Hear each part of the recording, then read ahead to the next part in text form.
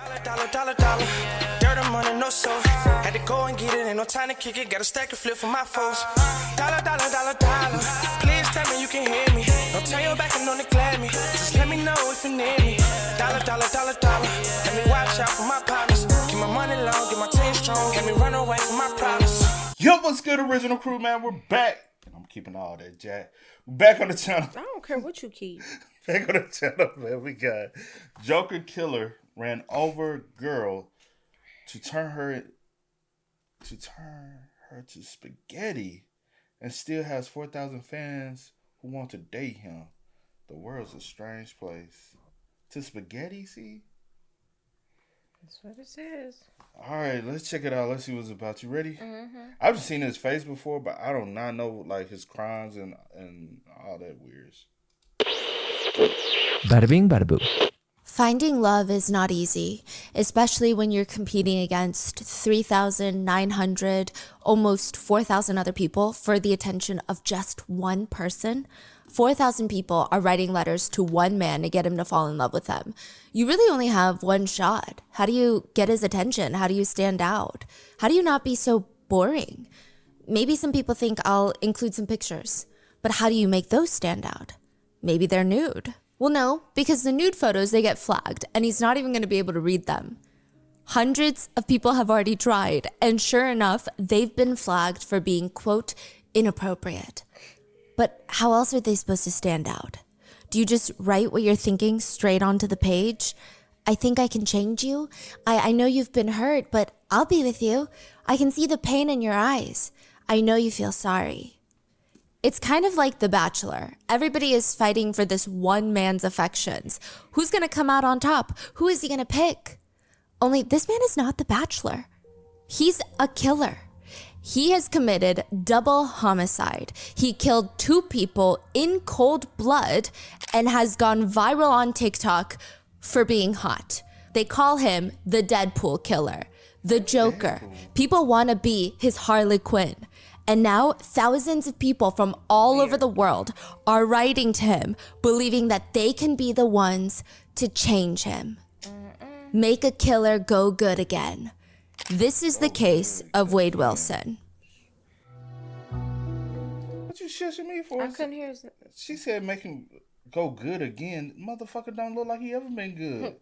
Look like he always been. Who the fuck do that to their face? Well, a lot of people do. A lot of people do, yeah. Sponsors who have made it possible for Rotten Mango to support the National Network to End Domestic Violence. They are a nonprofit organization dedicated to creating a social, political, and economic environment in which partner-related, workplace, and stalking violence no longer exist. This episode's partnerships have also made it possible to support Rotten Mango's growing team, and we would also like to thank you guys for your continued support as we work on our mission to be worthy advocates. As always, full show notes are available at rottenmangopodcast.com. Just a few quick disclaimers for today's case. There are mentions of suspected SA and somewhat graphic descriptions of injuries, as well as brief mentions of substance abuse. The majority of the research was pulled from the court trial itself, and the longest day of testimony lasted about 9 hours.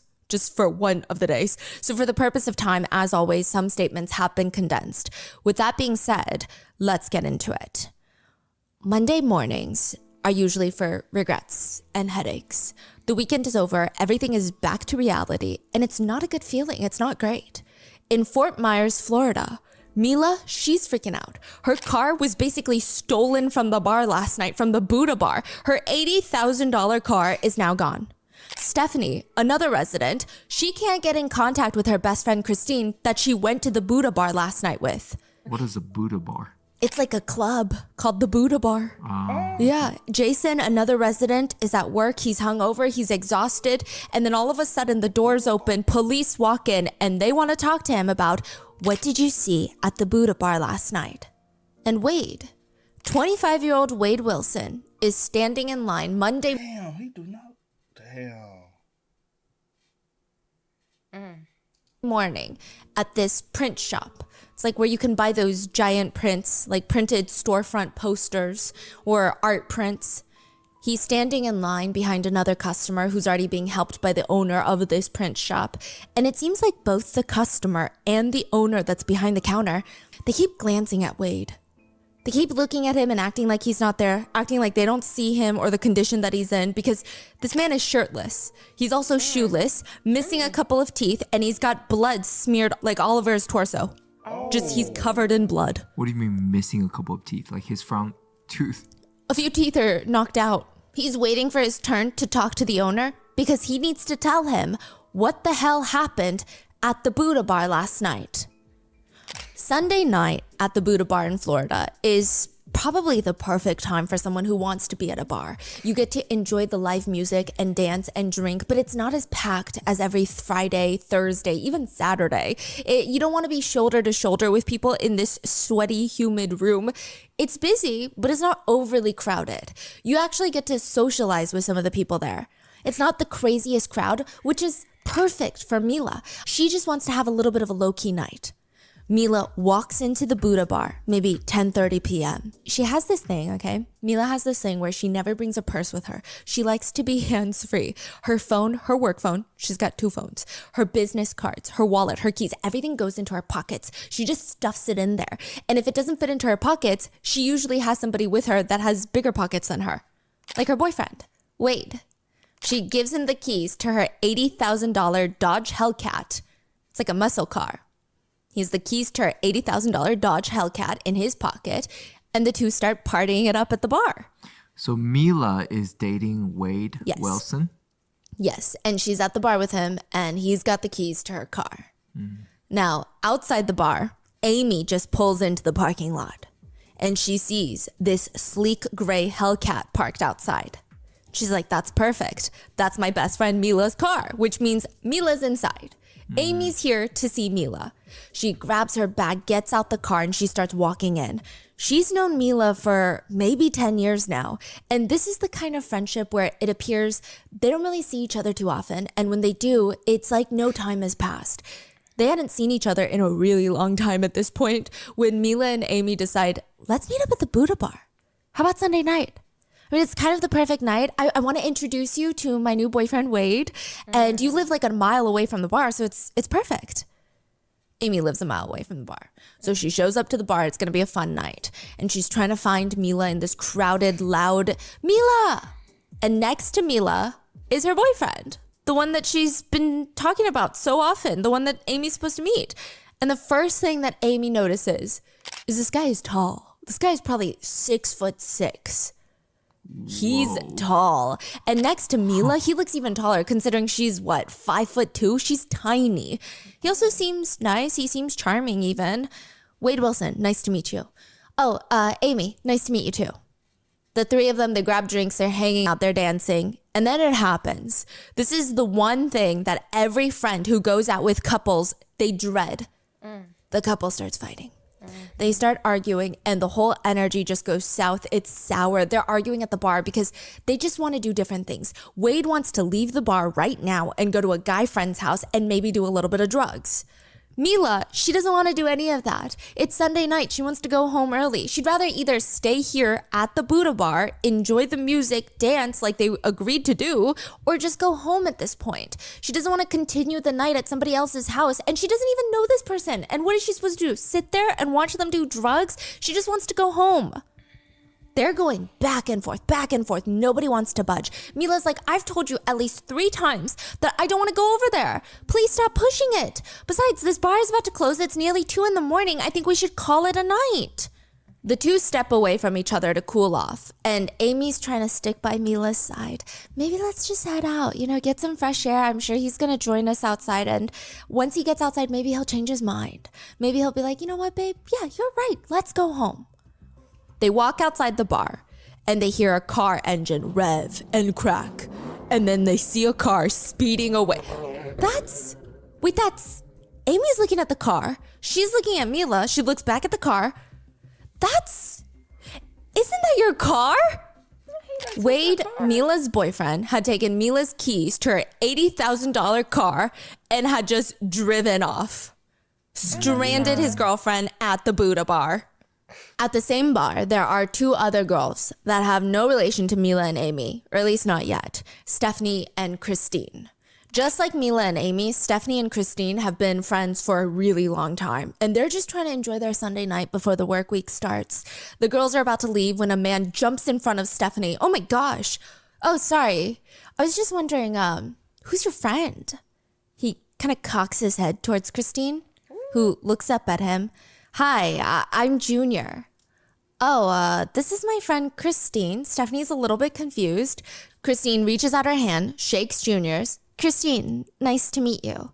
And the three of them, Stephanie, Christine, and Junior, they start walking towards the bar and they start talking. I mean, it's very clear that Junior is very much interested in Christine at this point. He's so distracted, he almost forgets to introduce. Oh, by the way, I'm so sorry, guys.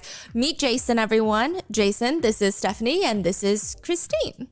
They're like, hi, Jason. So the four of them, they enjoy their drinks together. And Christine is giving Stephanie the, oh, this is good. Like that look. He's cute. He's charming. He's friendly. He's so funny. Look at his clean shaven face. He's got the big dimples. Christine is joking to Stephanie. The guy that I was talking to earlier tonight, remember? He had just one dimple. This guy, Junior, he's got two dimples. Okay, the message is very clear. Stephanie and Jason are playing wingman tonight, so Christine and Junior can get to know each other. And they do. The girls are at the bar from 10 p.m.-ish to around 2 in the morning until the bar is closing up, and slowly everybody starts shuffling out of there. Things are going, honestly, very well at this point. Nothing feels forced. Nothing feels unnatural. The conversation is flowing so easily, and they're all standing in the parking lot for a second when it's suggested, why don't we just all go back to Jason's to finish off the night? Christine and Stephanie had Uber to the bar, so it makes sense. It was kind of perfect. They get into Jason's car. Jason starts driving back to his place. They open up the front door. They're all giggling, all four of them, when they flip on the lights, and on the couch, sitting there, staring at them, walking in, is Jason's mom. And she's pissed. It's past 2 in the morning. It's Monday morning now, and Jason's been out all night long, and now he's brought home 3 people over. How old is Jason? I would say probably early to mid-20s. Oh. So everyone tries to make small talk with Jason's mom to kind of ease the tension. And it's not really working, so they all just run off into Jason's room to get away from the weird awkwardness. Jason's room is interesting. It's at the very back of the house, and there's a door to the backyard in his room. So it connects to the Yes, backyard. exactly. So Stephanie and Jason, they decide we're going to just step out into the backyard to hang out, give Christine and Junior some space to do whatever they want to do, because the two of them, they start having intimate relations pretty quickly inside of Jason's room. Now, I do want to mention, everybody here is an adult and it's consensual. Stephanie is the type of friend to fight somebody herself. She's the type to call the cops herself if she thinks even for a second that something is wrong. This is, by the way, Stephanie does tell this to authorities later on. Like, she is recounting the whole night, and so does Mila. There's a lot of testimonies here. Now, Stephanie says they're just adults that met at a bar. They're having some fun. And it was nice to see Christine enjoy herself once in a while. I mean, she's usually the one that's taking care of everybody. So it's nice to see that she's getting a break from all of that. Now, the four of them are there for a few hours, maybe. I mean, they kind of lost track of time when Junior pulls the girls aside and he tells them, this guy doesn't want us here anymore. We got to go. That's what he says. And it was at this point, Stephanie said, they realized, wait, these two guys, they don't know each other. Junior and Jason, they also just met at the bar tonight. What? She assumed that they had been friends. Like, they were under the impression that Jason and Junior had known each other and had arrived at the Buddha bar together as friends. But the way that he's saying, hey, this guy doesn't want us here anymore, it very much is indicating, I just met this guy. And he just slept in his room? Yes, with Christine. And so the whole thing is a little bit strange, but also not strange because it's not like anybody lied about it. It's almost like Stephanie and Christine just assumed. They made the assumption, right? And they just seem so natural. They seem like they had been friends for years. Now, it's unclear who offered or how this next plan comes into place. But the new plan for the rest of the night, I imagine it's maybe like 5, 6 in the morning at this point, is to go to Christine's house. Christine lives alone, so there's no mom that's going to be sitting in the living room waiting for them to get in. She does live with her cat, Monty, but other than that, she lives by herself. So they grab all of their stuff. They throw it into the car. This is actually Junior's car. That's also another revelation the girls are having. They're sitting in the car and they're like, wait, Jason drove this car to Jason's house, but now Junior's driving it. So apparently it was Junior's car that Jason drove. It's weird. It's a little bit weird. So they get into the car. Junior's in the driver's seat. He turns it on and the engine is so loud. I mean, especially because it's 5 a.m. and they know that all the neighbors are probably going to wake up to this. It's just revving so loud, practically waking everybody up. Junior puts his hand on the steering wheel. He puts his hands on the gear shift and he starts backing out of the driveway and the engine is getting louder and louder. But the car is not moving. The car is not even moving an inch. What the hell is happening? He tries to back out again and the car engine revs loudly again. I mean, do you know how to drive your own car? Like, what's going on? Are you drunk? He doesn't seem drunk. Junior is fiddling around with the pedals and it's not moving because it's not even his car. He had never driven a manual car before. This is a stick shift car. He's used to automatic cars. He's never driven a Hellcat before. This is his girlfriend's car. Mila's Hellcat that he stole from the Buddha bar. And his name is not Junior. His name is Wade Wilson. And he is about to murder one of the girls in the car. Joshua, the owner of the print shop, waves bye to his customer. Thank you. Have a nice day. He's smiling at the customer and he's avoiding Wade as much as possible while that customer is walking out of the print shop. He pulls Wade to the side and he's asking him, this is also Joshua tells the police later, what the hell is going on, man? Wade starts pacing back and forth inside this print shop. I need your help. I need a bus ticket. I need a plane ticket or something. I gotta leave town. Joshua had heard about the fight with Mila from a mutual friend of theirs. And he tries to kind of calm this guy down. Wait, look, if it's about the fight with Mila, no, you don't get it. You don't understand. I killed someone. Wade starts frantically filling Joshua in on what happened last night, how he went to the Buddha bar with Mila, stole her car, but he didn't know how to drive it because he can't even drive a stick shift and the car is not automatic. He had some random dude named Jason drive it out of the bar. He, Jason, and 2 other girls went back to Jason's house and then Jason kicked them out. So Wade and the 2 girls, Stephanie and Christine, they were going to head back to Christine's house for the night, or early morning, I guess you could say, just a few hours ago. But Wade could barely get the car out of the driveway and now Christine is dead. He killed her. Joshua freezes and Wade begs him to help him get out of town. I gotta go. I need a bus ticket. I need a plane ticket or something. Because I also might have just tried to kill Mila this morning as well. Whoa. So there is on? so much going on. Joshua is nodding, but the only thing on this guy's mind is how the hell do I get out of here so I can call 911? He later tells the court this. He's like, I just needed to get out. I didn't want to alarm him to make him feel like I'm to rat him out or snitch on him. So I'm thinking of, okay, do I tell him I need to go talk to a friend? Do I tell him I need to go smoke a cigarette? He just needs to call 911 so that What do you say in a situation like that when you got a friend come to you like, hey, I just killed someone. I might kill 2. I hear him out and try to be legit. Because I don't, like he said, I don't want to alarm you to think that I'm about to go rat you out real quick. Yeah. Hey, well, let me go call authorities and then you do something to me. So I'm gonna hear you out, get as much as many details as possible, play it cool, and then the moment I can get out of there, I'm calling authorities. I mean, that's just what I do. Oh, I'm not saying there's anything wrong with that. Yeah. someone can come and get this guy because this is not good. Are they friends? He said they're more like acquaintances. Okay. He's saying they're not even that close of friends. So he barely knows him. Yeah, he's like, I'm not trying to help this guy get out of town. I'm trying to help this guy get arrested. And the way just showed up. Shirtless, shoeless, missing a few teeth, and with blood smeared on his torso. Wow. Yeah.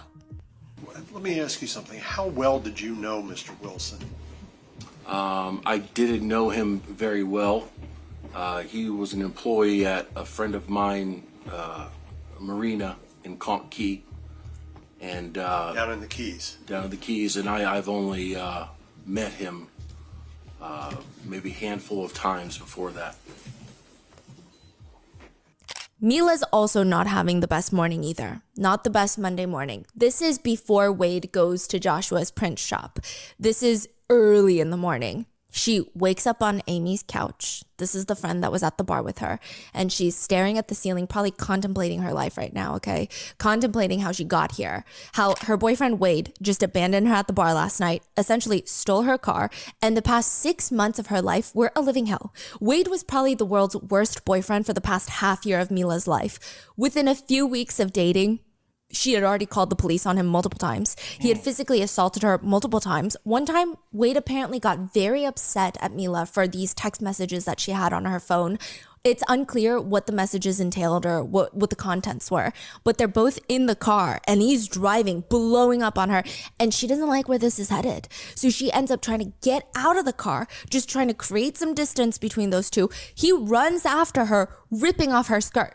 She said she wasn't wearing any undergarments underneath, so she's just running down the street in nothing but a t-shirt on, trying to find somebody to help her. He ends up tackling her to the ground, choking her in the middle of the street until she passes out. She comes back to, and she's in the car. Her hands are tied behind her with a cord, and there's this makeshift blindfold over her eyes. He said he's taking her back home. Their place at the time had a boat on the property. And it's parked on the dock, so there's water out there. He drags her onto the boat. They start getting off into the water, so there's really no way for her to escape anymore. It's not like she can just jump out the boat. And he tells her, I'm teaching you a lesson. Wait a minute. He essays her. And when he's done, he brings her back home and then starts trying to comfort her, telling her the pain is over now. That's what she said, like the pain is over now. This is all reported to the police, and Wade ends up spending a total of 3.5 months in jail before being released on probation. He had actually just gotten out a few days ago, and then the two of them decided to go to the Buddha bar. But now, Mila's done. She's over it. She said she just wants her car back, she wants her property back, and she will be so happy to never see this guy ever again. And now it's the next morning. She probably has a raging headache from the alcohol, if not, probably from the mess that she's in. And her phone is ringing nonstop all morning long. She's getting a bunch of text messages, missed calls from an unknown number. She finally squints her eyes. She looks at the time. It's around 8:45 in the morning. She calls one of the numbers back. Whoever this is calling her work phone, trying to get in touch with her. So it seems like could be work related. She owns a spa. It could be a customer. It could be a client. She doesn't know. She calls. The voice on the other end is the most agitating voice that she's going to hear all morning. It's Wade Wilson. And he's acting like none of that happened last night. She says hello and he's quick. Where are you? Can I come get you? She tells him, look, I just want the keys back to my car. I want my car back and I need to get it back today. I have a few things I need to do. Where are you? He starts calling her a bitch and and all sorts of threats. It's just a lot. It's getting pretty heated, enough that Amy can hear from her bedroom. She says that she starts walking out into the living room and she thinks the whole energy is weird. I don't know if she necessarily heard the conversation or maybe Mila told her afterwards, but they both state that he was going from being very calm, saying things like, I love you, we can make this work, to the next time I see you, I'm gonna fucking kill you. Like it's just back and forth like this, just hot and cold. Mila manages to de-escalate the conversation because, again, she just wants her car back. She's not even trying to fight him or argue or talk about how messed up that was last night. She just wants to do whatever it takes to be happy and nice and get her car back and then block him on everything. She de-escalates the fight, and the two of them, Mila and Wade, they agree to meet in the parking lot of Mila's spa that she owns. Amy understands that as, okay, we both gotta go because you don't have a car. Mm-hmm. She gets ready. The two girls get into Amy's car because, like I said, Mila doesn't have a car. And as they're driving to her spa, the whole time in the car, Amy said, Mila's phone just nonstop blowing up, buzzing the whole way. He's just calling her the whole time. And this guy just feels very unhinged. Amy parks her car at the parking lot. She watches Mila get out of her car, approach Wade, who's sitting in the car, and she goes to the driver's side. Next thing Amy remembers is she's on the phone with 911 because there's just so much blood. Mila had... Why you didn't call? Honestly, he just got out of jail for doing some crazy shit with you. Mm-hmm. Yeah, I'm going to meet you at my job. Mm-hmm. But as soon as I pull up in the parking lot, the police is pulling up with me. Mm-hmm. I'm not, like, I ain't even finna... He's unhinged. Mm-hmm. You already know what you went through with him. And he just now getting out of jail from that situation. So why would I approach him on any type of time? You don't know, you know? Okay. And he just did all that shit last night. But she don't know that. No, I'm not talking talking about about stealing I'm of the talking about car. stealing the car, Oh, yeah. even being irate with her at the bar. Yeah. Now the other stuff, no. I She would have don't. called for sure. You took my car, like that alone. And you been harassing me, blowing me up, and threatening me. I'm not showing up. Like, Yeah. remembers is she's on the phone with 911 because there's just so much blood. Mila had gotten out of Amy's car, walked up to Wade on the driver's side of his car. He's like, Mila, get in the car now. She's not gonna get in the car. She literally says, I'm not getting in the car. Is this guy crazy? He tries to grab her by the waist. He's pulling at her dress to try and drag her forcibly into the car through the driver's side window. Not even the door, through the window. So Mila says she needs to think quick. She throws her arms up in the air, like she's about to dive into the pool, just straight up, like a plank. She refuses to let her body fold up because she thinks the second that her arms fold in, he could probably drag her into the car. She's gonna go through that window and she's like, no way I'm getting into the car with this guy right now. Like he's kidnapping her Yes. in broad daylight. She's resisting. She's planking. He's pulling her. He's ripping her dress, grabbing her hair, dragging her, and whatever he can get his hands on. She manages to wiggle away, and Wade starts panicking, realizing that she's slipping away from his grip. He opens the driver's side door. He hasn't even put the car in park at this point. It's still in drive. He gets out the car, grabs Mila. The car starts slowly rolling forward because it's not in park. Wade tackles Mila to the ground, and the two of them are positioned where the car nearly runs them over. It grazes their legs. Wade jumps off of Mila, quickly puts the car into park, just pulls the emergency brakes. Mila uses this chance to run. Amy has been in her car trying to figure out what to do. This is happening very quickly. She has her hand on the door handle. She's ready to get out and help her friend. Wade is chasing after Mila, and he points at her. If you get out, I'm gonna kill you. Amy does not get out. Mila is 5'2". She's tiny, maybe 100 pounds. Amy is 5'4". Both of them against Wade 6'6". Nothing good is gonna come out of this. They're both gonna get killed. They would need to have a whole army of them first. Amy's busy in the car calling 911. Meanwhile, Wade manages to catch up with Mila. So Mila at this point, I imagine. This is, you say 8:30, 9 o'clock in the morning? I would probably aim closer to 9:30 in the morning because she got the original phone calls. She calls back at around 8:45 in the morning. Right. So Yes. there's nobody around? There are other business owners, but I don't think that they've come out yet fully. Mila's just trying to book it to the spa. I think her intention is if I get into the spa, I can lock it.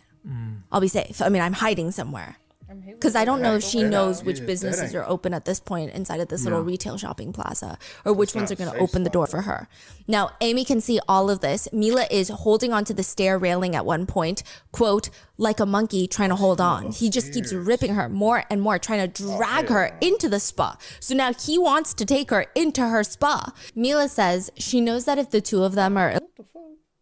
Now he wants to take her into her spa. Mila says she knows that if the two of them are alone in her spa right now, he's gonna kill her. She said, I didn't know whether he was gonna drag me in and then they would have to resuscitate my body. If he got me inside, I knew I was gonna die. So she is doing absolutely everything in her power to stay outside of that spa. She said, I start to get beat. It all went so fast and so slow, whether it would be punches, slapping, choking, that kind of nature. I'm trying to reason with him, trying to talk to him, but there is nobody behind those eyes anymore. So there's no reasoning with him. He just has these dark serial killer eyes where there's nothing to reason with. It's like looking into a black hole. You're saying words, you're trying to evoke emotions, but there is nothing behind those eyes. I'm just trying to buy time. That's what Mila says. Now, Wade has Mila pinned up against the hallway wall. Both hands are around her throat. The only time he takes his hands off her throat is so that he can pummel her face with his fist. At this point, two things happen at once. One, they start hearing police sirens in the distance coming closer and closer. Two, Wade punches Mila in the face so hard, her nose, quote, explodes. Just blood explodes everywhere. Mila thinks this is either one of those, or maybe both of these things that kind of freaks Wade out because it seems to take him off his guard, giving her just enough time to duck underneath his arm and run away. She bolts it across the parking lot. A neighboring business opens her door. She's rushing in. They slam the door closed right behind her. They lock it. And by the time that the police arrive, Wade is gone. He has just driven away. The police have an idea, though. Why don't we lure him out? That's what we can do. The plan is Mila's going to convince Wade to meet her in the parking lot of a local restaurant called Joe's Crab Shack, which surprisingly or unsurprisingly, I don't know at this point, but this man is headache inducing. Wade agrees. He's like, yeah, sure, Mila, I'll come meet up with you. He's going to meet up with her at Joe's Crab Shack. There are 2 officers on site that's going to block his car so that he can't leave. And they actually end up talking to Wade. There's footage of this. He rolls down his window. The officers. Wait. This happened when? Right away? This happened like an hour or 2 after the assault. Wade knows damn well the cops were coming. Yeah. And he's like, let me meet you. I guess he was confident enough that Mila was not pressing charges or that maybe they didn't believe her. I'm not sure what he's thinking. But he shows up and he rolls down his window and the officer is reassuring him because he doesn't want to scare him off. I'm not going to arrest you. We're just going to detain you for a second or 2 to figure out what's going on. So the officer leaves for 2 seconds to get a backup officer. He turns around. Wade is driving off. Again. Just wait till my partner gets here. L41, gonna need a couple more units. Don't go anywhere. Hey. Left opportunity, bro. He had a weird ass car.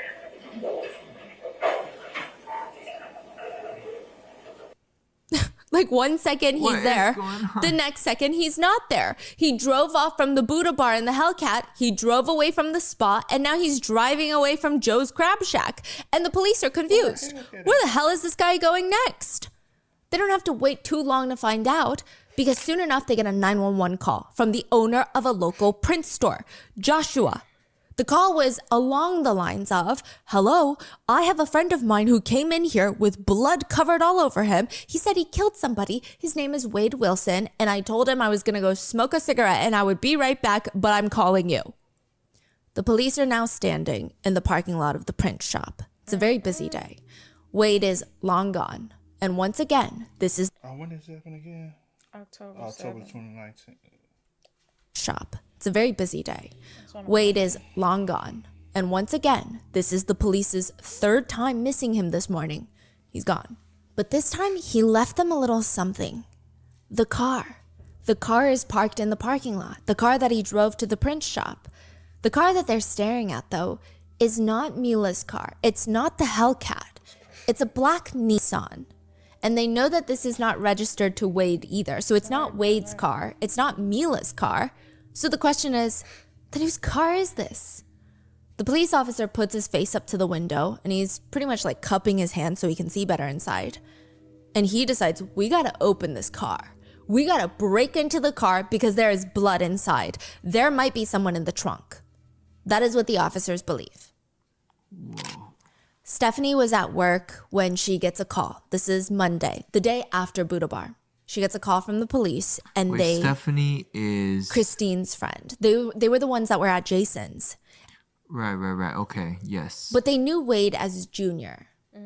Right, okay. So she gets a call from the police and they're like, hey, we found your friend Christine's car, her black Nissan. What do you mean you found her car? It was never missing. She's so confused by this. Now, here's what the police are able to piece together by this point. After talking to Stephanie and hearing her side of events from the night before, this is what they gather. It appears Wade Wilson went to the Buddha Bar with his girlfriend, Mila. He then steals her $80,000 Hellcat and has Jason, a random guy he meets at the bar, drive him and the 2 girls, Stephanie and Christine, back to Jason's house. Afterwards, they try to go to Christine's, but because Wade cannot drive the Hellcat because it's a manual stick shift, they leave it in Jason's neighborhood and they Uber to Christine's house. So now it's Wade, aka Junior, Stephanie, and Christine at Christine's house. Stephanie says that she was there for maybe 15 minutes, but she had to go back home because she had work the next day and she had to take her son to school. Stephanie turned to Christine and she asked her, is everything okay? Like, am I okay to go? She said that Christine gave her a hug and kissed her goodbye. And so she's like, okay, I'll talk to you tomorrow. Stephanie says if Christine was concerned about this guy in any way, she would have not let me leave that house. If she was scared in any way, she would have told me, let's get this guy out of here. So Stephanie leaves. She walks past Christine's black Nissan parked in the driveway and goes back home. All morning, Stephanie has not gotten a text back or call back from Christine, but she's not freaked out about this because technically they essentially pulled an all-nighter last night. She just assumed she doesn't have work. She's probably knocked out right now. Meanwhile, that morning, Mila's phone is blowing up from calls from an unknown number. The police track that number, and it's shown to be Christine's phone number. But the two girls, they don't know each other. I mean, sure, they were at the bar, the same bar last night, but they never spoke. Why would Christine's phone be calling Mila? Because Wade had taken Christine's phone, but why? Mila doesn't know. She just wants her car back. The Hellcat, right? That's presumably parked somewhere near Jason's house still. Wade agrees to meet up with her at her spa, but he shows up in this black Nissan. He attempts to kidnap her and then later essentially attempts to murder her, drives off. He goes to meet with her again later at Joe's Crab Shack, not knowing that the police are there waiting for him. He pulls up in the same black Nissan, Christine's car, and then he manages to drive away. And now he's gone to a print shop where his friend Joshua is the owner, and he tells him that he's killed people. Joshua rushes to call 911, and by the time that the authorities arrive, Wade is gone, but he's left the black Nissan in the lot, which happens to have blood in it. This is what the police know. And the police are very concerned that they're going to find Christine's body in the car. But how did he leave without a Nissan? I guess he just ran off. He ran Yeah. barefoot? Yeah. Wow. And instead, they find a phone inside the car. Now, this phone is not Wade's phone, and it's also not Christine's phone or Stephanie's phone. It's a complete stranger's phone that has no correlation to any of these people in the car with blood inside. Usually when you see a vulture, it's never a good sign. Vultures are literally called vultures because they feed off of anything that they can find, and sometimes there are bodies that they feed off of. Police find vultures surrounding this wooded lot nearby, and it's like this empty wooded lot. The police decide, we gotta go investigate what's in there because that's a lot of vulture activity.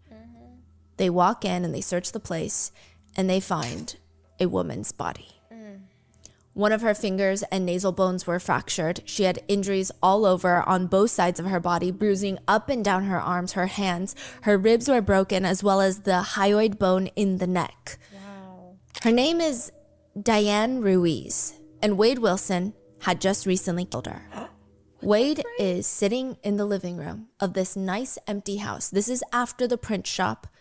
He's sitting in this nice, honestly kind of expensive house with 5 crumbled up cans of White Claw next to him, the seltzer, the alcoholic beverage. He had some popcorn. He took a shower, so he feels better. He put on some fresh clothes. They're not his, but it's the least of his problems right now. And he grabs his phone and he starts calling the person that he usually goes to. Now, whenever something bad happens, whenever he's in trouble and he needs to get out of it, this is the person he calls.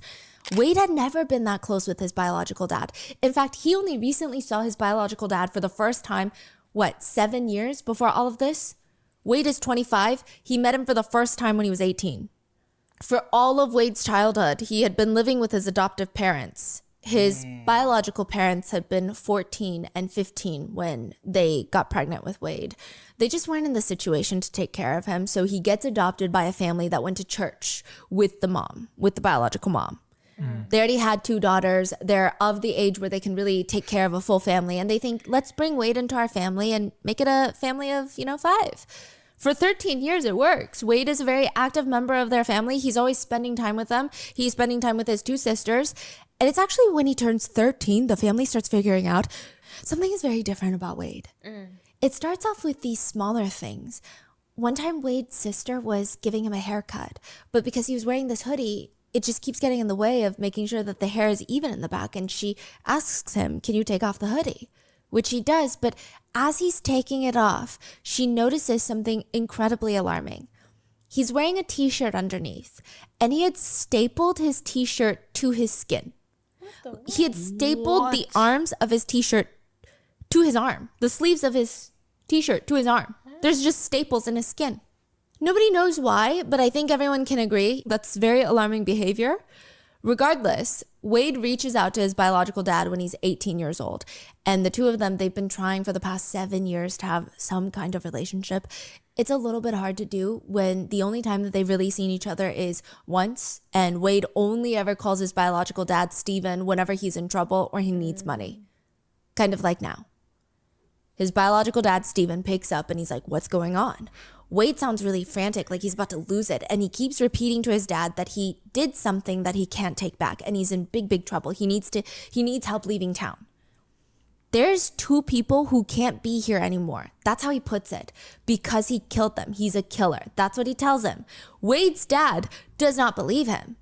Because he knows that Wade is always on drugs. And he's thinking he might be high right now. And he's like making up stories. He's hallucinating. He's delusional. Something's going on. But he's also kind of a fibber. Like he likes to tell these crazy stories. And most of the time they're not true. So he thinks, okay, this guy is just really out of his mind, bonkers high.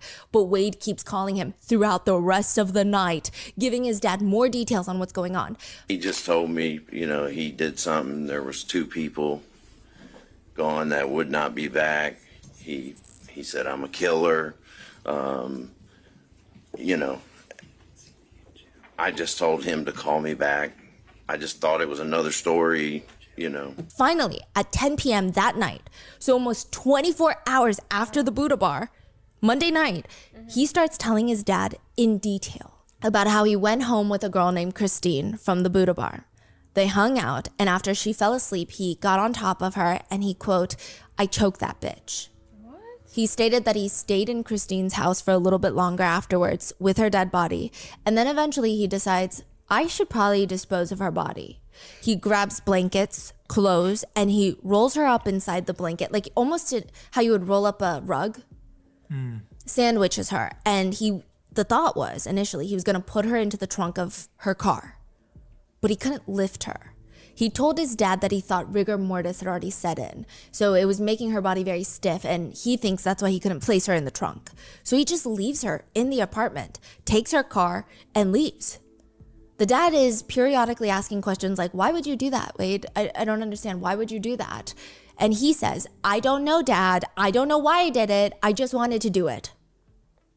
Wade then tells his dad about how he found a woman walking on the side of the road the next morning. And he was stopping to ask her for directions. This is after he beats up Mila. Yeah. This is after he tries to kill Mila, but before Joe's Crab Shack. Okay. Mm-hmm. So this is like you're saying like 9:30 a.m.-ish? Yes.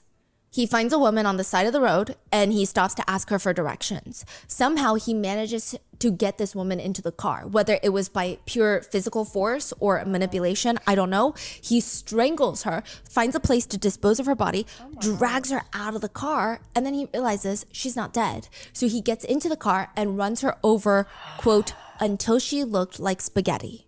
He just saw a random woman on the street and decided to brutally that's murder insane, her. bro. Yeah. for no reason. Yes, his dad was also confused. So Steven asked, why would you do that? You don't even know this woman. And he said, I thought, F it, already got one down. The most chilling part of this is the whole time Wade is describing what he did to his dad. And oh, yeah, he most definitely was going to kill Mila. Oh, yes. Yeah, he most definitely going to Most kill definitely. Steven, the dad, describes it as being very excited. Like he wants his dad to be excited with him. Imagine if your son won the lottery. They want you to share in that joy and excitement with them. That's what he sounds like. He sounds very proud and happy.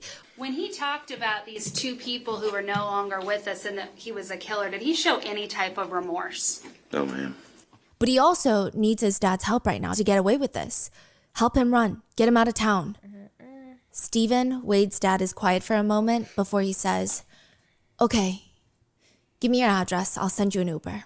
Not too long after, a car pulls up to the driveway. Then another, and then another. But it's not an Uber. It's the U.S. Marshal's office, and they are here to arrest Wade Wilson. The police had already reached out to Wade's father, Steven, and he had been helping them. While he's on the phone with Wade, trying to send him an Uber to help him get out of town, his wife, Melanie, is on the side texting the police the address to where Wade is. Steven is actually pretty honest. He said, as a dad, I did hesitate on whether or not I should turn him in or not, or help him get away. And he just thought about the immediately. I don't think he pondered on this quite long, but he said immediately he just thought, what if that had been his wife or his sister or his daughter, right? He can't do this. And what if Wade is going to kill again? Then that's on him. He knows that he doesn't have a choice. He has to turn his son in.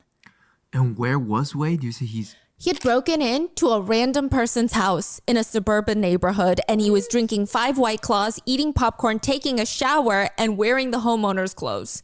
and nobody was home.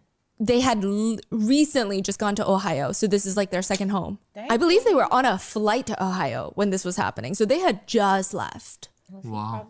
Yeah, the timing is a little crazy. Now, Wade is arrested very quickly inside a stranger's house. And he's very quick to tell the police everything he told his dad on one condition, that he gets a burger and some fries. He tells the police everything. He starts from the beginning about how he stole Mila's car from Buddha Bar, goes to Jason's house where he leaves the Hellcat because he can't drive it. Then he goes to Christine's where they're finally alone. Stephanie had already left. He strangles Christine to death. The whole thing is just bizarre. He doesn't give reasoning. After they were having fun, she was in her bed falling asleep. He just gets on top of her and, quote, I just decided I was going to kill her. Then he steals her car, drives to meet with Mila, nearly kills her, runs from the police that are called on him from the spa. And as he's driving around, he sees a woman walking down the street, minding her own business. He stops the car and asks for directions. He does not need directions. This woman is Diane Ruiz. She was walking the few blocks from her house to work. She works as a bartender at the Moose Lodge. Damn. It's maybe a 15-minute walk. She's the bartender there, but I mean, honestly, she's a lot more than that. The Moose Lodge always holds these kind of events for even kids and elderly, sans alcohol, like no alcohol, of course. And she was always there working these events. People loved her. I mean, she had worked there for 3 years now. Everybody knew her.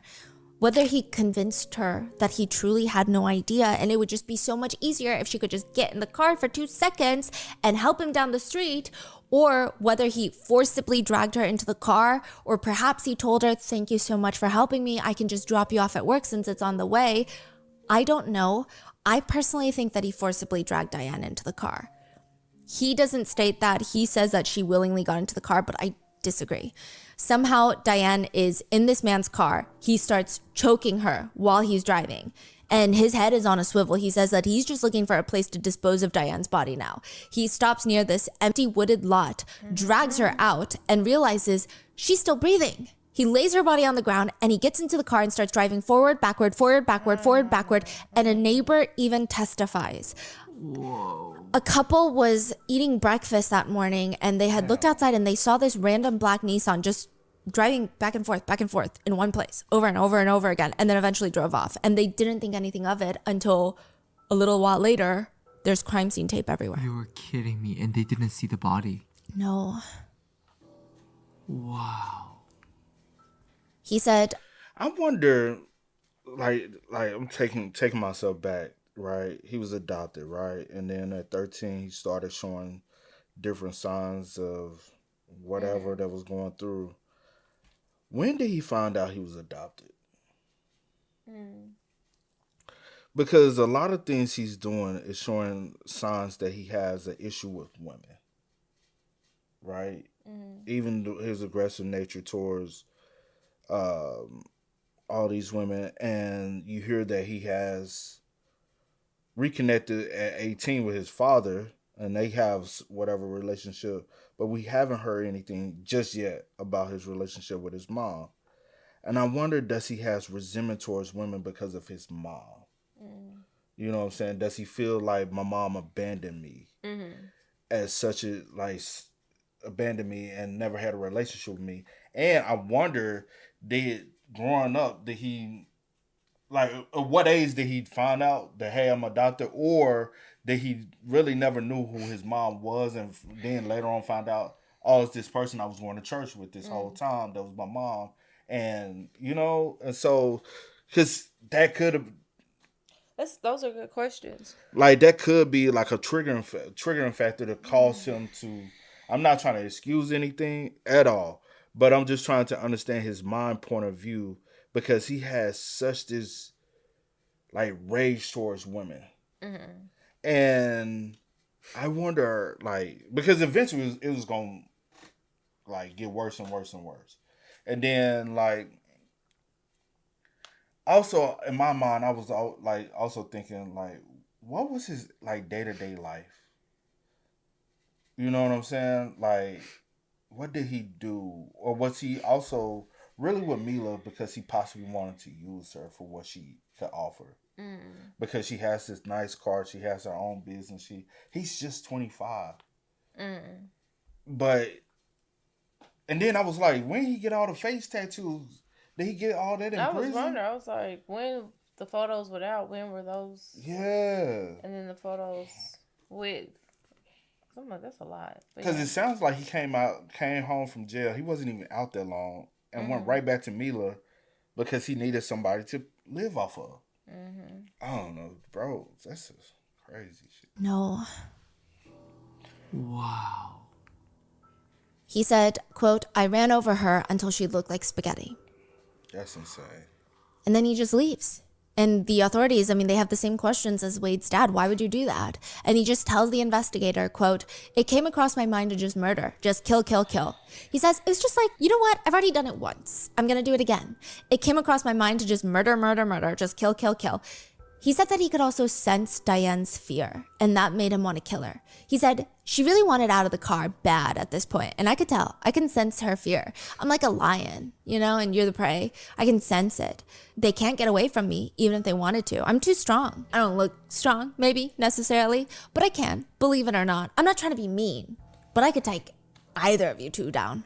He's talking to the two detectives. He's like, I don't look strong, but I could take you down. And he said her fear is what triggered him to kill her because he's a lion and she's the prey. He allegedly tells the authorities, and I would do it again. Afterwards, he drives to Joe's Crab Shack where he is confronted by the police and it manages to escape once more. Then he drives to... Well, yeah, he got all the tattoos while he was in. Mm-hmm. Because right here, Because right there, he doesn't have anything. And I forgot he is confronted by the police and it manages to escape once more. Then he drives to the print shop and manages to escape once more. As for why he took Christine's phone, he states that somewhere along the Buddha bar or Jason's house, he had lost his phone. And before he left Christine's, so she's already deceased at this point, he needed a phone. He grabs hers and uses her face to unlock it with Face ID. And he leaves. Police had already arrived at Christine's house by this point, and immediately upon walking in, they knew that clearly something was amiss. Someone had placed what seemed like a roll of blankets just in the middle of the hallway between the bedroom and the kitchen. They slowly approached the wad of blankets, and they quickly realized that at the center was Christine. Just from looking at her, her face is badly bruised. She has a swollen eye bruising up and down her body. Her fingernails were broken and chipped, indicating that she was asleep when he started strangling her, but she awoke and there was clearly a struggle and she fought back hard.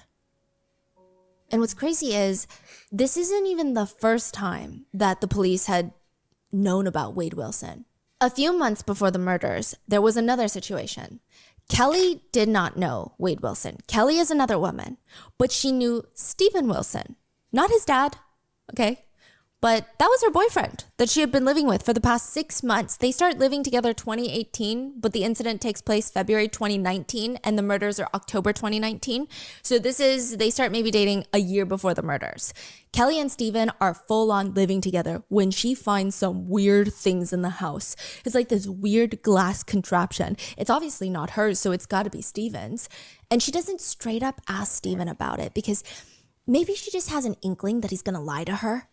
She ends up taking a picture of it, posting it onto Reddit, and asking Redditors, hi, hello, what is this? Is this like a drug thing? I don't know anything. Everyone starts commenting, oh yeah, that's a makeshift crack pipe. Your boyfriend's doing crack. Kelly also finds out that his name, her boyfriend's name that she's been living with for 6 months, isn't even Stephen Wilson. Well, I mean, it is, but his real full name is Wade Stephen Wilson. And he's got 2 kids. He has children. Huh? Wade Wilson has kids. And he did not tell her about that. She ends up finding out through all of this by herself. She confronts him and he tries to convince her, those are my kids. Those are my friend's kids. What? Like, we're not even getting into the drug usage. She hates it. She doesn't want drugs in the house. And the fact that he's constantly lying to her. In addition to all of that, Kelly would catch him cheating on her multiple times with multiple different women. He would deny it. She would at times catch him on camera cheating and he would still deny it. She said this guy is a master manipulator. That's how he lives his life. I guess one day Wade had enough of being called out on his own bullshit because Kelly comes home and everything is gone. Everyone and everything is gone. Not just Wade's stuff, but all of her stuff is gone too. He even took her gun and ran off. What? She reports it to the police and they do nothing about it. Wow. Kelly would later say he didn't have any violent tendencies. He yelled a lot and was mentally abusive. He kicked a door in once, but he never hit me, and I just thought I was in a shit relationship. I didn't think anything of it until he tried to kill me. A few months before the murders, February 2019. The murders take place October 2019. This is the day before Kelly's birthday. Wade comes over to her house and he's like, I'm sorry. I'm going to go to rehab. I'm going to get... Oh, he did what? February 2019. The murders take place October 2019. This is the day before Kelly's birthday. Wade comes over to her house and he's like, I'm sorry. I'm going to go to rehab. I'm going to get the help that I need and we're going to be happy again. By the way, Kelly has like a whole TikTok series about this. She's like, I've been on this train before. I know where this is going. No, like you're not going to rehab and I know it. They start getting into this heated argument, screaming at each other. Wade leans over and starts choking Kelly, throws her into the backseat of her own car. He grabs a knife, cuts off all of her clothes, essays her. He starts biting her all over the face. He ends up busting open her lip. She's got ligature marks on her hands, knees, neck. Her neck marks are so deep that Wade's fingerprints are literally imprinted into the bruises on her neck. He then proceeds to tie her up, gag her, drive 3.5 hours to the Florida Keys, where he is definitely not going to rehab. Now, mind you, this whole car ride, Kelly has a shirt tied around her head. She's literally being kidnapped. Leggings stuffed into her mouth, and she's naked in the backseat. She also has a broken foot because he slammed the door on her foot. Oh my God. He just takes her on a journey, driving through McDonald's, stealing her phone, selling it to buy crack, and eventually he leaves her in her car in the middle of nowhere to go hook up with another girl. Kelly manages to untie herself. She drives all the way back home. This is like 4 a.m. at this point. She said that she was speeding back home, quote, going like 100 miles an hour, trying to get someone to help me, hoping that I would get pulled over so that I could explain what was happening. Kelly states that the police took pictures of all of her injuries. She had a kit performed and received treatment from the hospital for several hours, but she states that the police did not care for the case. Yeah. They found Wade down in Florida Keys, and he told the authorities, Kelly's just kind of into that thing. Wow. Like into that kind of thing, choking and rough stuff. That's all it took. And police just stopped. The incident report reads, quote, based on everything learned during the investigation, at the time the case will be inactive due to the following. There are no witnesses to the alleged crime and no evidence to establish probable cause. The suspect has continued to deny the allegations and refuses to submit to an examination. The case will be inactive pending further investigations. Kelly also claims that the day that the police decided to deem the case inactive, Wade told authorities that Kelly was stalking him, that she was warning his current girlfriend about him, and that would be stalking, and the police were going to open an investigation into her. I don't think anything came of it, but still. When I tried to pursue this, all of that disappeared. Everything from my trial was gone. My photos could no longer be found. No one found them. No one has them. I've never seen them, but I remember them being taken. Kelly has also stated on her TikTok that Wade tied up another girlfriend of his and threw her out into a parking lot completely naked, and that at one point he dated a man and ended up stabbing him. Yes, so Wade dated a man prior to, I think it was after Kelly, and he ended up stabbing his boyfriend. This is all from Kelly? Yes. Wow. Now, Kelly states that she has since gotten an attorney, and she firmly believes that had the police believed her or even tried to investigate a little bit, had they arrested Wade, he would have not killed the other 2 women later on. She's also very vocal about how much she hates the man, which is understandable, but she says, I want nothing to do with him until it's time to watch him fry, and I will be in the front row with a big old sign saying bye.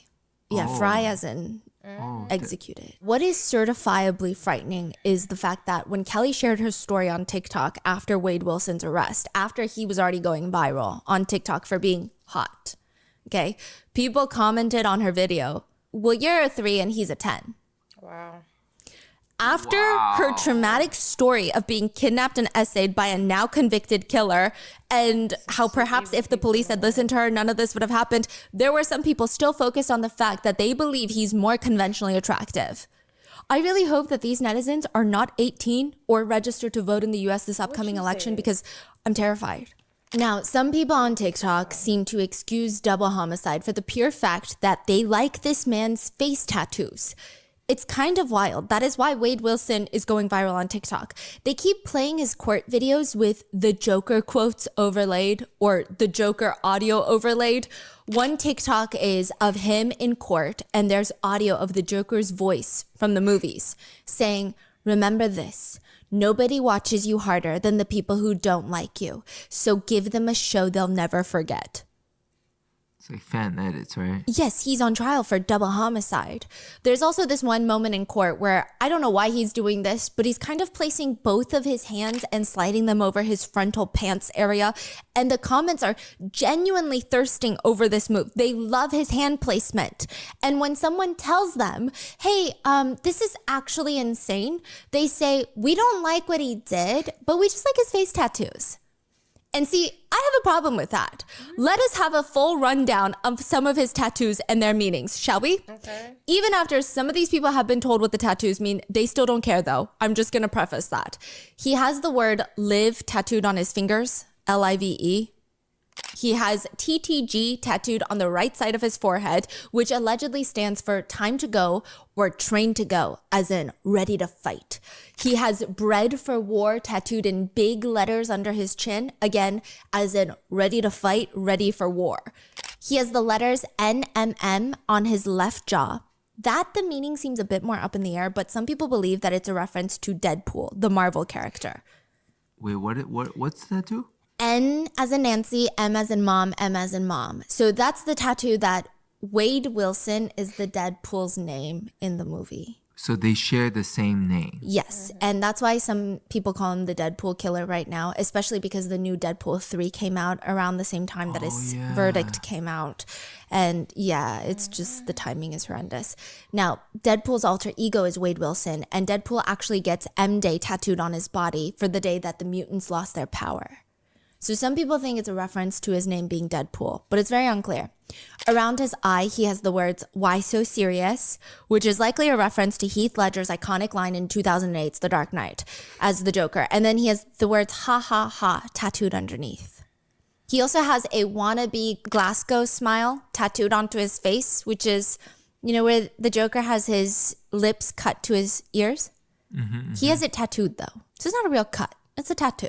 And it might have to do with Heath Ledger's next line in the film, which is, "He sticks the blade in my mouth. Let's put a smile on that face." So it's, why so serious? He sticks a blade in my mouth. Let's put a smile on that face.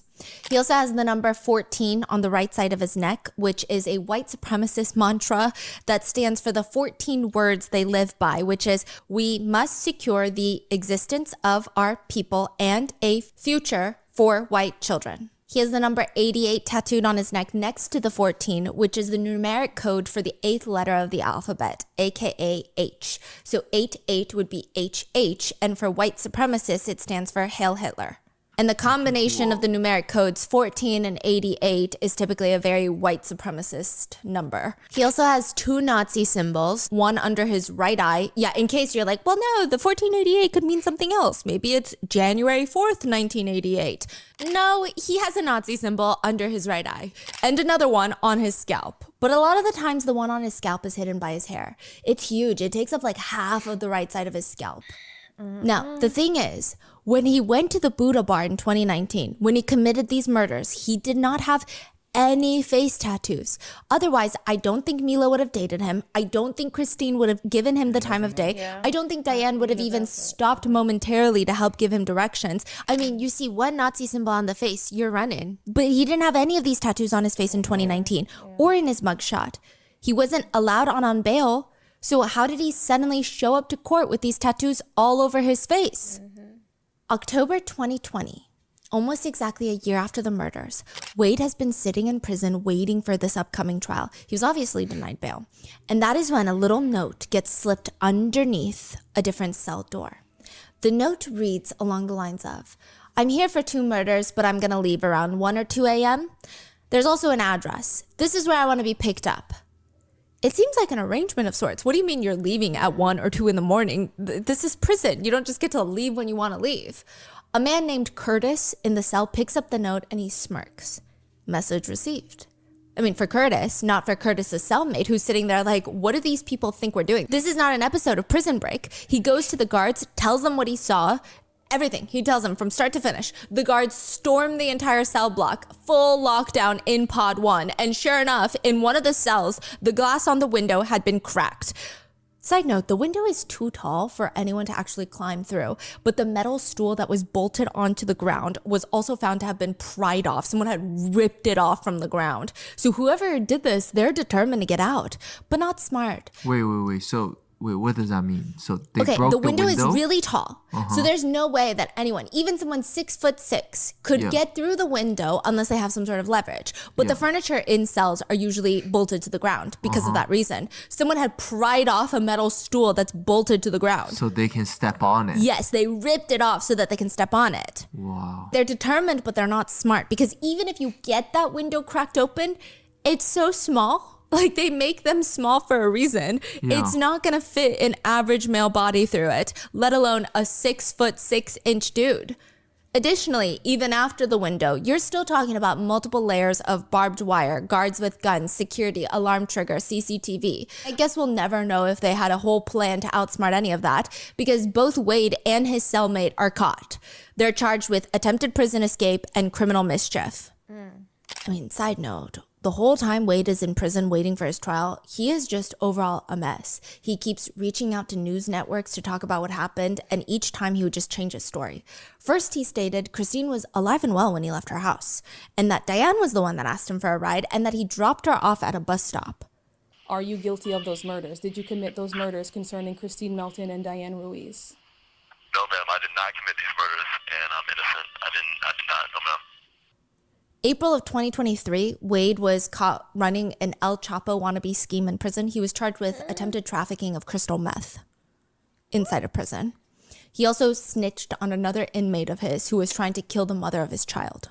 There is an inmate by the name of Tristan Gendon, and he wanted to kill the mother of his child. He asks Wade, "Can you help me kill the mother of my child, who's obviously not in prison?" And Wade is like, "How would I do that? I'm in prison." And he says, "Well, of course, I think you know some people on the outside." He promises Wade a $250,000 payout, which I highly doubt that he's telling the truth here. And I think Wade also knew that Tristan is not a believable character.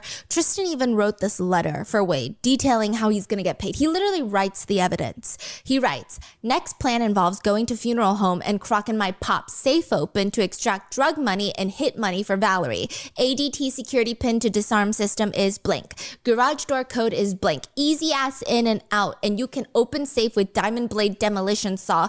Easy $250,000 in there." Could have been done already.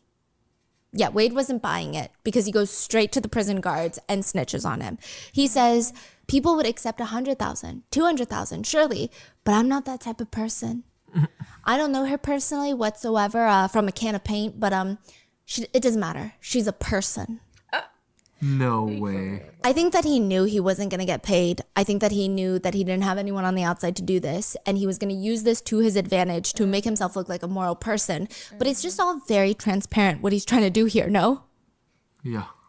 So he actually ends up receiving the tattoos in prison. He gets all of the face tattoos in prison, but he chose to get these tattoos in prison while awaiting trial.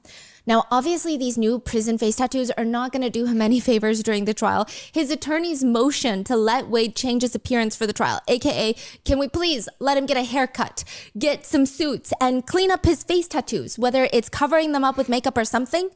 The judge grants this. They give Wade permission to cover up his face tattoos, his clearly racist, obnoxious, and honestly just very poorly done tattoos on his face. But when Wade shows up to court with his new suit, new haircut, and new face tattoos, his attorney sits down next to him, takes one look at the side of Wade's face, and he looks genuinely disgusted by his own client. The way he looking like, what the fuck you done did? He really He's looking surprised. like, yes. How fast did he do this shit? Bro. He looks, he said, that's how your parents look at you when you did some shit. Like you went home with a bunch of face, your mom would look at you like. She like, "See, you done lost your mom." That's your ass. That ain't got nothing to do with me. That is crazy. look at the side of Wade's face, and he looks genuinely disgusted by his own client. He shakes his head and he whispers to the co-counsel, and he just looks grossed out because Wade asked the judge for a haircut. He does get one, but he does a strong fade on the sides of his head, and he's basically showcasing the giant Nazi symbol tattooed onto his scalp. Yeah, so he gets the tattoo in prison, these very, very specific tattoos, and he decides to show it in court. Yes. I think that says more than enough. Yeah, and he goes out of his way to show it in court. Yeah. Okay, covering up the face tattoos, maybe that's... I honestly don't know why he wouldn't do that. But to intentionally get a haircut to show off the scalp Nazi symbol, it's crazy. And this is not even like a momentary, like, oh, I'm not. No. Like, this is like a decision he made over and over and over. Yes. Now, that moment of the attorney being disgusted by his own client has gone viral online, as well as another moment that Wade shares with another one of his attorneys, a blonde female attorney. He is leaning closer to whisper something, which is kind of what you do in court. You can't really speak loudly. But that moment has been romanticized by some people on TikTok because they keep comparing this scene to the scene of Harley Quinn and Joker from Suicide Squad. People are so weird. Yeah, there are edits all over TikTok of just Wade walking into the courtroom, and I guess there's a noticeable bulge in his pants. And the comments on the fan edit of him walking into court read, "It walked into the room before he did." And people are having a blast. There's another fan edit where he's walking into the courtroom in his suit, and there's 2 police officers watching him because, you know, he's a dangerous killer. But the song on this one goes, as I walk, do you know this song? As I walk through the shadow of the valley of death, I take a look at my life and I realize there's nothing left. They think he's the Joker. And the comments read, he walks in like he's about to lead a very important all-company staff meeting. He walks in like he's a model for Hugo Boss. The attorney has a thing for him for sure. He walked in like he's the attorney. He walks into the courtroom as if he's the judge, heart emoji. He walks in like he's the president. He's the CEO of the court. Another fan edit includes a song by Eminem called Spacebound. The lyrics go, "Nobody knows me, I'm cold, walk down this road all alone. It's no one's fault but my own. It's the path I've chosen to go, frozen to snow. I show no emotions whatsoever, so don't ask me why I have no love for fucking hoes." That is crazy. It's a fan edit with just screen captures of him from the trial. You know, the trial where he's being tried for double homicide? And one of the comments reads, "As a family therapist myself, I cannot imagine this court without a report and explanation of how the adoptive parents treated and influenced this young man." Another fan edit is just of him walking into court. There's a sad song playing in the back. The caption reads, "How do people say he's showing no emotions? I see he is sad, hopeless, and helpless. Let's forgive because at the end of the day, nothing is going to change. Peace." And they do a peace emoji. Another comment reads, "I can see his aura. He killed his emotions too. He accepts his situation. That's why he looks like that." Oh, he does. In another TikTok, there's whole TikTok pages, multiple TikTok pages dedicated to him. One comment on that page reads, "I don't support what you did, but I just see a lot of suffering in your eyes." Oh my God. There is also a change.org petition to stop Wade Wilson's death penalty execution because this is a death penalty trial in Florida, which I wouldn't even be talking about this petition in this context if it were a genuine, or at least in my opinion, a genuine petition organized by those who genuinely just are opposed to the death penalty across the board. And regardless of if it's Wade Wilson or anybody else in the world, they would be fighting for their rights to live. That is a very different story. We are not here to argue whether the death penalty is good or bad. But just reading the comments left behind on this petition, it is pretty clear. Some of these petitioners, they could care less about the morality behind executions carried out by the state. Even the original petition, again, like I said, if it's a petition created by someone who just genuinely is opposed to the death penalty, I would not be talking about it in this manner. But the petition itself includes a poem. The poem reads, "You wear a mask of tattoos as your disguise, but I see the pain and sadness in your eyes. It's clear by your beauty that God wanted you to live a beautiful life, filled with joy and the love of a devoted wife. But after a life of abuse, a damaged boy remains, a boy who is shackled in sorrow and chains. You had a life of torture and didn't get the chance to find a way to fight the demons you face night and day. As the verdict looms, the world spreads hate, but let us pause for a moment silent and contemplate, because behind the bravado, the world should see a frightened boy who deserves our sympathy. In your gaze, there's a desperate plea for a little understanding and empathy. The world sees a villain who should never be free, but they don't know your full story. That is crazy that somebody came up with that. Yeah, they thought they ate too. Yeah. Yeah. One comment on the petition reads, "Save this man. He's too young to die. This man doesn't deserve death. He needs help." Praying emoji, crying emoji, broken heart emoji. This is so heartbreaking. Another reads, "I wish I would have known him sooner. So many people don't realize how much good there is within. Society failed. Society failed everybody. I do not support the death penalty in this matter or case." The death penalty is murder. Murder is a sin. Therefore, if he is sentenced to the death penalty, it makes them no better than a murderer. Oh. He still needed time to develop. He's 25, okay? He had a rough upbringing into his adolescence. The pain in his eyes from seeing his dad brought out hidden trauma of neglect and abandonment. Suffering in your own pain brings a lot of cognitive issues and out of touch of reality. This guy deserves a second chance to realize there's consequences. He may be a father, and we don't want the same pattern to occur with his children. He has suppressed thoughts and needs proper psychological treatment. He's very young to be sentenced to death. Yes, he did murder 2 innocent victims, but I believe he does have mental issues. I've been exposed to people with different types of mental issues, and I'm sure if you get to know him, you would notice these things. He should have received medical help when he was a small child. I believe that he would not be at this point today then. Another one reads, "Nobody..." Man, I don't give a fuck, bro. At this point, actually question his guilt. So that's a whole thing. Some people believe that he's being framed. Where did they get this crazy idea, you ask? From Wade Wilson himself.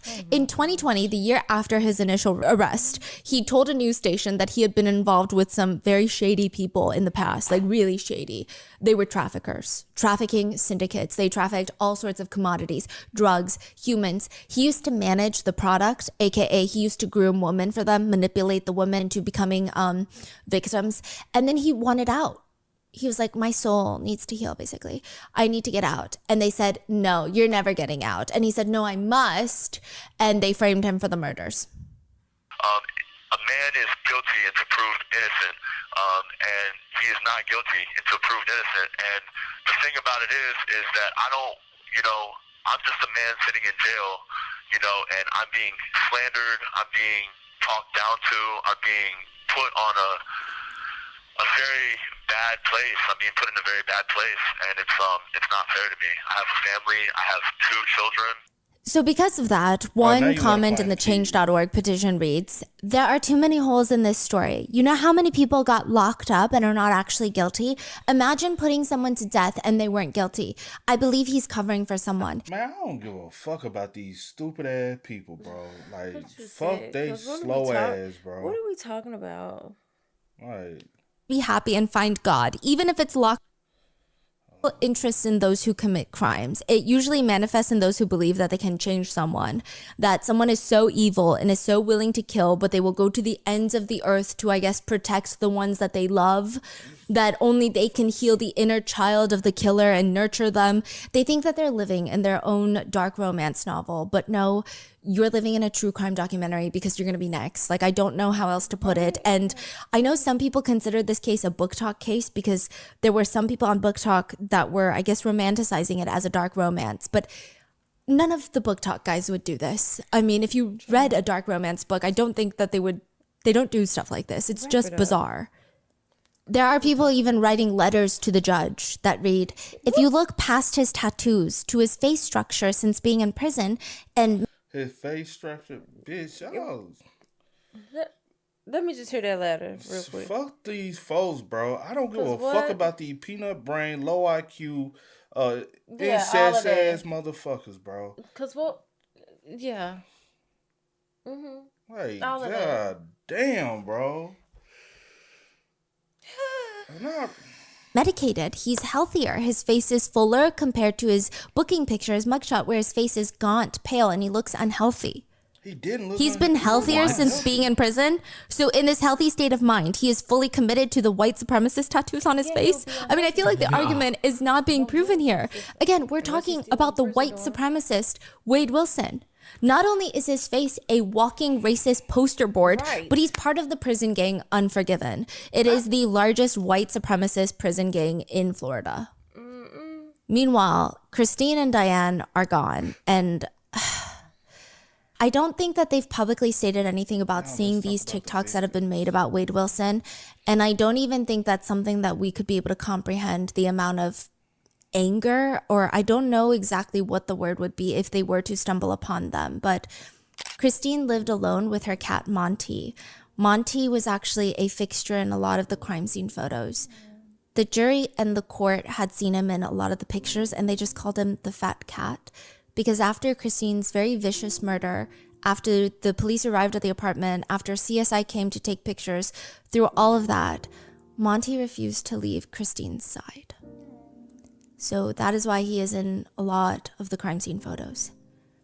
Christine's cousin gave a victim impact statement where she says, Christine adored her mother. They were two peas in a pod. They were the same and different in the most beautiful ways. They lived less than 1 block apart in 2019 when this occurred. Christine's mother has not been at this trial. Once Christine was murdered, she was never the same. How could she be? Her health declined quickly. She left Florida and is now cared for by their son in Maryland. Christine's mother is my godmother.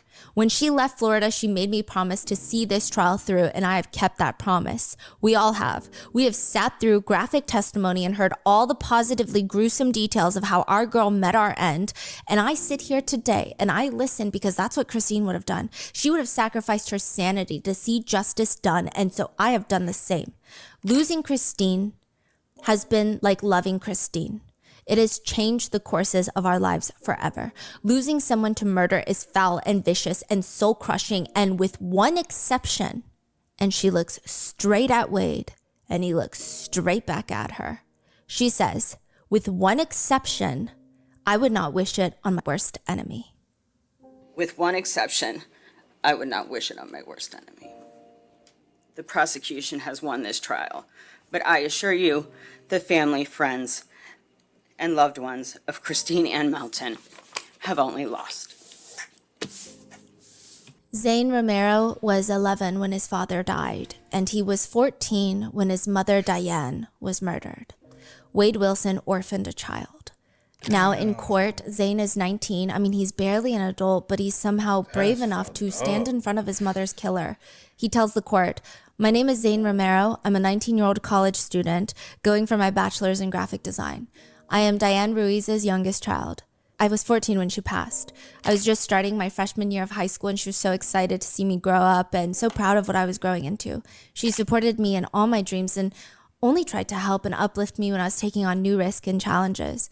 My father unfortunately passed away when I was only 11. My mother was all I had left. I was barely 2 months into my first year of high school when she passed. I was in marching band, and the week prior she was telling me how excited she was to go and watch me perform at the weekend's football game. It would have been her first time seeing me perform. That was my first year in the marching band. She would never get to see me perform, and I would never get the experience of seeing her in the crowd. My mother supported my dreams and only ever wanted me to succeed in life. She always made sure that all the hard work I was putting into my education wasn't going unnoticed. She would always show up with these random gifts that helped me succeed in life for what I needed. She was raised in a tough home environment and only ever wanted to give me and my brother just nothing like that. She wanted us to grow up in a loving home and for us to be happy. Diane was engaged to be married, and her fiancé testified. He broke out into tears during his testimony because that morning, the last text message she ever sent him was, she was upset at him because she didn't think that he kissed her goodbye before he left for work. And he said that he absolutely did. There have been a few viral clips from the trial. On one trial date, there were 2 detectives who testified back to back. When the male detective testifies, Wade is just his normal emotional range, which is just flat. There's nothing behind the eyes. Some say there's pain. I say there's radio silence back there. He's flat. But right after the male detective testifies, a female detective starts testifying, and he starts smirking, full on staring at her, running his tongue over his teeth inside his mouth, smirking at her. It's like he's trying to incite something. As we talked about earlier, some supporters of Wade's were arguing that he's suffering from mental illnesses, which is why he should not be sentenced to death. Some further context in the trial was that when Wade was super young, there were some reports that he was struggling with his mental health, which, yeah, okay, a lot of us are. We don't go on to kill for fun. Exactly. But it stated that he was very paranoid that people were watching his adoptive family, and he insisted that all the blinds be closed. Another time, his dad called the police because Wade was allegedly convinced that there was an entity in the garage. Nobody found anything or any entity in the garage that Wade was referring to. So growing up, there were a few other instances where he was heavily involved in sports and he had a lot of head injuries from playing said sports.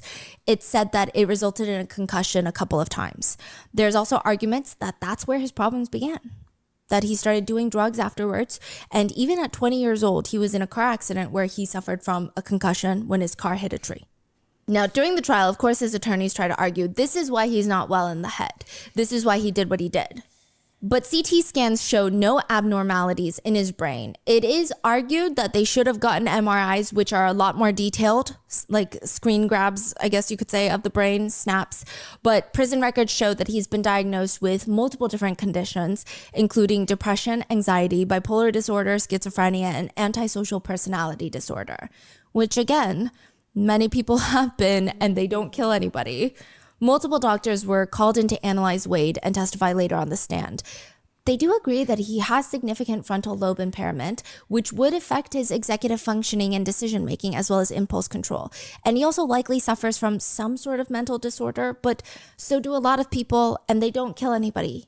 The prosecutors argued that he was clearly not in a state of psychosis when he committed the crimes. There's evidence of him very clearly trying to run away from the crimes multiple times from the police. He's trying to get help. He's trying to go and get a train ticket out of there, a plane ticket. They also argued that the damage to his brain could not be a mental disorder and could just be from prolonged drug use. Which, like, should society have to pay for that? Like, that's crazy. The jury deliberated for 1 hour and 45 minutes and voted 9-3 in favor of the death penalty. Now, this is very interesting because Florida not too long ago passed a law where the death penalty does not have to be unanimous. Wow. Yes. So 9-3 is enough. 10-2 voted for the death penalty for the murder of Diane. So 9-3 for Christine's murder and 10-2 for the murder of Diane. During the reading of the verdict, Nigga, who was the one person who said, nah, not Christine, but yeah, Diane? I don't know. That's why I be like, bro, jury. Y'all. Because I have seen somebody who was like, oh, I wanted to do jury duty, but they said I was too dressed up and too eager, and I got an education, I got a degree. They were like, nah, you're going to be too much for our jury. You know what I'm saying?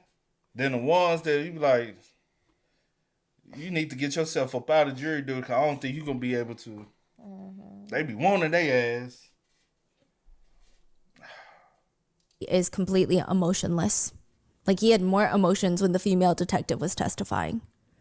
The judge will be the final decider on whether or not he will be placed on death row and further executed by the state. The judge is going to make that final decision August 27th of 2024. So in like a week or two. August 27th? Yes. In a few weeks. Yeah, in a few weeks. Later, one of the jurors, an anonymous female juror, would tell Wink News, there were times where, you know, he and I would lock eyes and just stare at each other. And there's definitely a very noticeable weight in the room when you're sitting with somebody that has done these horrific things that he did. There are certain images that we had to see during this trial that we can never unsee. And that is the story of Wade Wilson.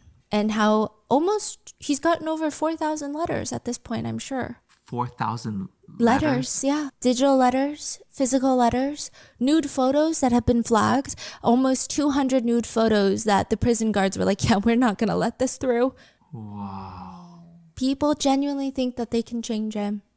And they love his face tattoos, which is, I feel like, what? It's basically... Man, fuck these slow ass A lot of these people are mental because what are we talking about? Oh, I'm the one. I'm different. I can bring the good. I can get through and bring the good out and like, huh? Okay.